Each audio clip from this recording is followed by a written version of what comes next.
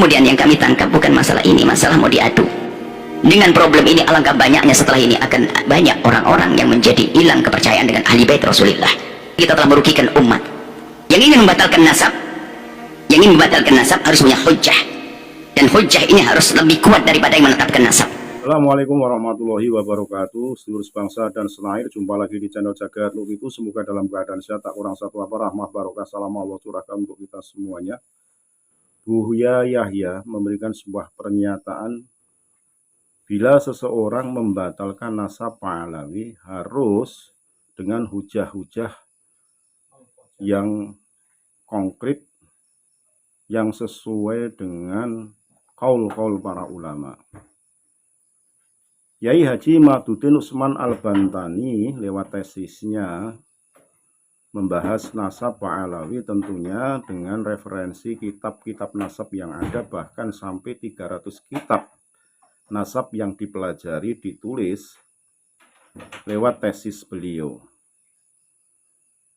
Tidak serta-merta beliau ngawur memberikan sebuah hujah terkait dengan nasab Pahlawi yang saat ini sedang ramai dibicarakan di masyarakat, bahkan sempat dikaji lewat debat nasab di Pondok Pesantren Banten dan lewat debat-debat walaupun itu secara podcast dan video call. Ini mertandakan bagaimana kepedulian para kiai untuk menyelesaikan polemik nasab yang saat ini sedang dikaji oleh Kiai Haji Imaduddin Usman Al-Bantani. Bila Buya Yahya menyampaikan hal tersebut tentunya tidak salah, karena memang harus ada referensi atau hujah-hujah para ulama ahli nasab, bahkan kitab-kitab yang sudah ditulis terkait dengan nasab Pahlawi yang notabene diragukan sebagai dzurriyyah Rasulullah SAW melalui kajian kitab nasab, referensi kitab sejarah maupun tes DNA yang dikaji oleh Kiai Haji Imaduddin Usman Al-Bantani. Nah, ini tentunya Buya Yahya harus juga mempelajari kitab-kitab nasab ini untuk mutolaah kepada Kiai Haji Imaduddin Usman Al-Bantani atau kiai-kiai yang memang sekarang ini sedang mengkaji kitab-kitab tersebut. Lebih jelasnya, mari kita simak bagaimana Kiai Haji Buya Yahya menyampaikan hal tersebut lewat video berikut ini. Sekali lagi mohon maaf, NKRI Agama Nusantara milik kita. Assalamualaikum warahmatullahi wabarakatuh. Nuduh orang lain putus nasab berbahaya sekali. Hati-hati hamba Allah. Kemudian yang kami tangkap bukan masalah ini, masalah mau diadu. Dengan problem ini alangkah banyaknya setelah ini akan banyak orang-orang yang menjadi hilang kepercayaan dengan ahli bait Rasulullah. Berarti kita telah merugikan umat. Kita merugikan umat. Yang ingin membatalkan nasab,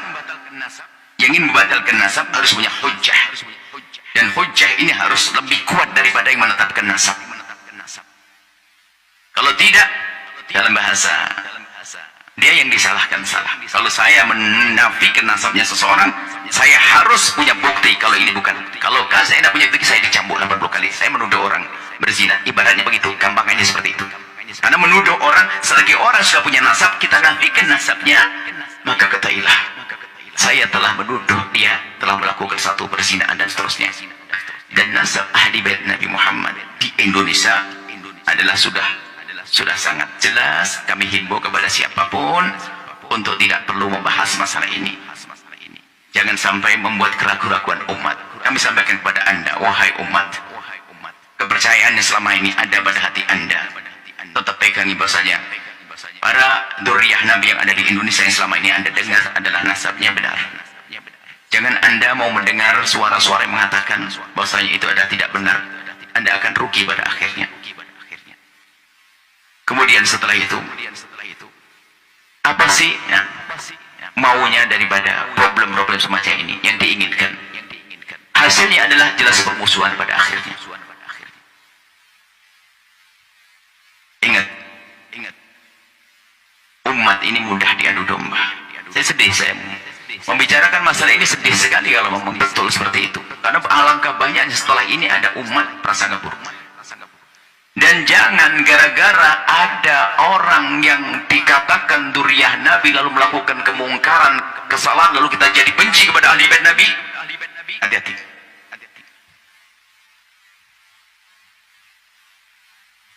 Saya mengatakan duriyah Nabi di Indonesia tercatat, duriyah Nabi tercatat, dan sangat luas duriyah Nabi.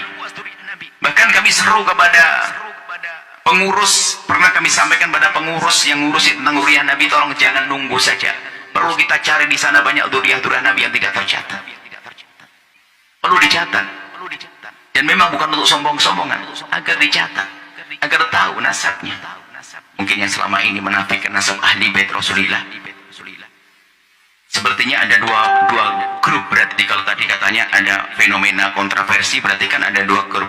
Dua-duanya, kami mohon maaf kepada dua-duanya. Ingat, duriyah Nabi, cucu baginda Nabi SAW. Kalau seandainya pahit-pahitnya, tapi kita sampaikan pahit-pahitnya, mending saya salah mencintai daripada saya salah menafikan. Mending saya salah mempercayai daripada salah menafikan. Dan kemudian kalau sudah ada keluarga yang mengatakan itu nasabnya, ketahuilah tidak ada alasan bagi anda kecuali mempercayainya. Ada berurusan jika nanti ada orang buat nasab palsu dan sebagainya, urusan dia dengan Allah. Tapi kalau kita sok tahu, itu menjadi masalah. Kalau sudah nasab itu benar, harus kita yakin benar. Nggak ada istilahnya. Ada sebagian mengatakan, ya saya tidak bisa mempercayai, tapi dia takut mengingkarinya. Nasab itu harus kita yakin. Ini anaknya ini harus yakin, Ustaz. Harus kita percaya, sudah selesai. Jangan sampai ada setelah itu ada keraguan-keraguan. Baik, ini adalah masalah nasab baginda. Nasab orang biasa saja nggak boleh main-main, ya hamba Allah. Anda menafikan nasabnya orang biasa nggak boleh, apalagi nasab baginda Nabi Shallallahu Alaihi Wasallam. Mungkin bagi yang mohon maaf saudara kami, saya tidak tahu siapa, ada pertanyaan. Jika anda menafikan nasab ahli bait secara umum yang ada di negeri ini, kalau anda menafikan nasab itu, mungkin kita bisa duduk manis, kita bisa ingin menjelaskan dari mana anda menafikan, dan kami akan jelaskan bahwasanya cara menetapkan nasab itu seperti itu.